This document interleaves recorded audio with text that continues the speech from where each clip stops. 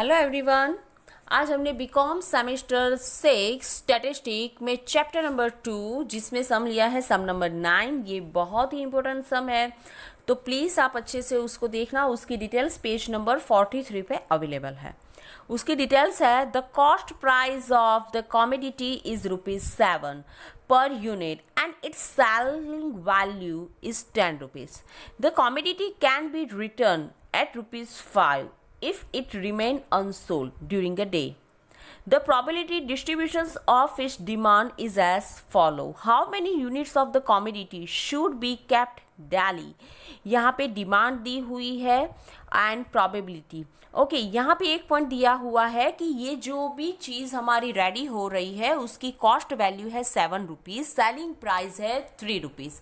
मतलब कि जब हम उसे सेल करेंगे तो हमें ₹3 का क्या होगा, प्रॉफिट। लेकिन अगर उसकी सेलिंग नहीं हो पा रही है तब जाके क्या होगा, ₹5 में हम उसको रिटर्न करेंगे। तो उस सिचुएशन में क्या होगा, मतलब कि ₹7 हमारी कॉस्ट है, 5 में हम उसको मतलब कि निपटाने की कोशिश कर रहे हैं। तो अगर वो अनसोल्ड रहती है तो ₹2 का क्या होगा, हमारा loss. Okay, and probability last sum में क्या है, हमें कैलकुलेट करनी पड़ी थी, लेकिन यहाँ पे हमें कैलकुलेशन ऑलरेडी करके दिया है। प्रोबेबिलिटी कितने परसेंटेज है वो हमें, उसकी वैल्यूज जो है वो हमें दी हुई है। ओके, तो यहाँ पे देखो कि हमने स्टार्ट किया है 0 से लेके डिमांड। यहाँ पे जो उनका मैन्युफैक्चरिंग है वो हमने कर दिया है, मतलब कि परचेज एंड डिमांड उसको हमने लिख दिया है। यहाँ से 1 2 प्रोडक्शन है, मतलब कि 1 2 3 एंड 4 ये 0 से लेके है उसकी डिमांड। यहाँ पे मैंने लिख दिया है उसकी प्रोबेबिलिटी। ओके, अब यहाँ पे उसका मैंने कैलकुलेशन भी कर दिया है कि अगर हम सेल ₹10 में कर रहे हैं, कॉस्ट ₹7 है, तो ₹3 का हमें क्या होगा यहाँ पे मुनाफा। अगर अनसोल्ड रहती है तो ₹5 में हम उसको निपटाने की कोशिश करेंगे और कॉस्ट ₹7 है, तो ₹2 का क्या होगा, हमारा लॉस। ओके, तो अब यहाँ पे हम देखते हैं कि यहाँ पे हमने 1 कमोडिटी का मैन्युफैक्चरिंग किया हुआ है, 1 प्रोडक्ट की, जबकि डिमांड हमारी कितनी है, 0, मतलब कि कोई भी डिमांड नहीं है। 1 यूनिट का हमने मैन्युफैक्चरिंग किया है, डिमांड 0 है, मतलब कि मैन्युफैक्चरिंग किया है तो ₹7 की कॉस्ट तो लग गई है हमारी, ठीक है, लेकिन डिमांड 0 है, तो हम किसी भी जरिए उसको निपटाने की कोशिश करेंगे। तो ₹5 में हम उसको सेल करेंगे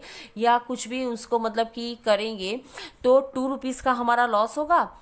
ओके, तो यहाँ पे मैंने लिख दिया है -2।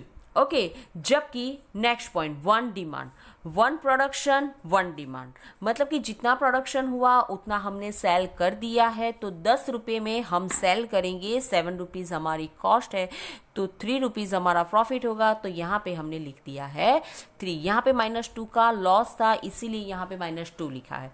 अब 1 का मैन्युफैक्चरिंग है, 2 डिमांड है, तो 1 का मैन्युफैक्चरिंग है, मतलब कि 1 तो हम प्रोवाइड करेंगे ही। तो इस सिचुएशन में हमें ₹3 का मुनाफा होगा। यहाँ पे 3 की डिमांड है, 4 की डिमांड है, लेकिन मैन्युफैक्चरिंग 1 का है, तो 1 तो प्रोवाइड करेंगे ही। तो हर सिचुएशन में ₹3 का हमें बेनिफिट होगा। ओके, अब नेक्स्ट 2। अगर हमारा मैन्युफैक्चरिंग 2 यूनिट्स का है और डिमांड 0 है, तो मैंने आपसे कहा था कि अगर अनसोल्ड रहता है, ₹2 का मैन्युफैक्चरिंग है, डिमांड 0 है, तो मतलब कि कोई भी सेल नहीं हुआ, तो इस सिचुएशन में ₹2 का लॉस होगा। 2 यूनिट्स थे तो 2/2 मतलब कि लॉस होगा -4 का। अगेन 2 का मैन्युफैक्चरिंग है, 1 की डिमांड है।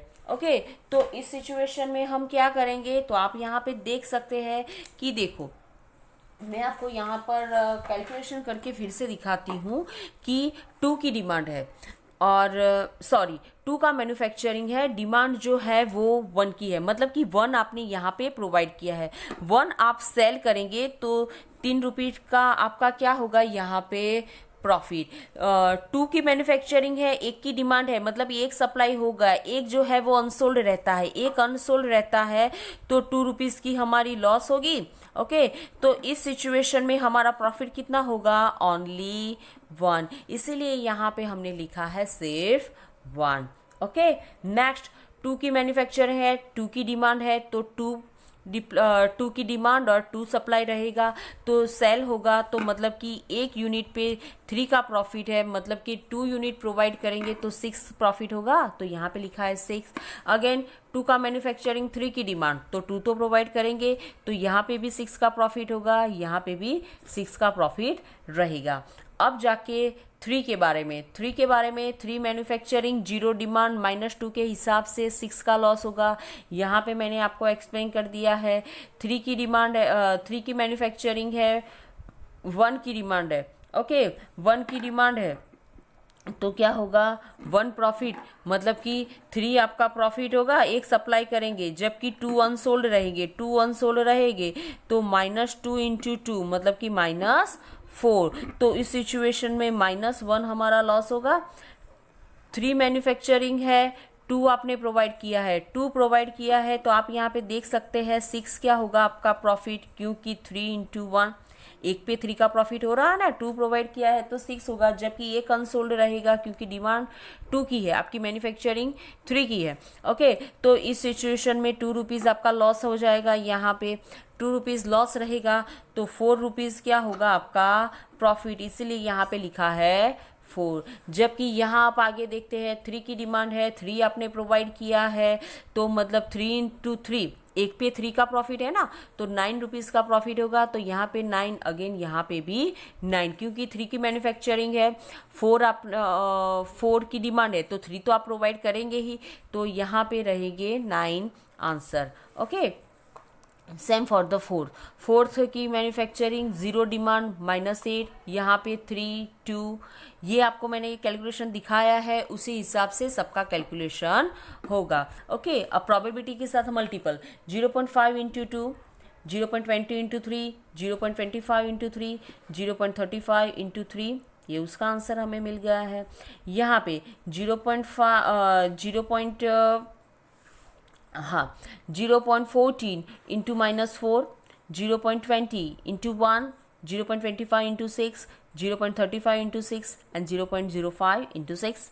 अगेन सेम फॉर द 6 के लिए, ये कॉलम के लिए और ये कॉलम के लिए सेम कैलकुलेशन हमें करना है।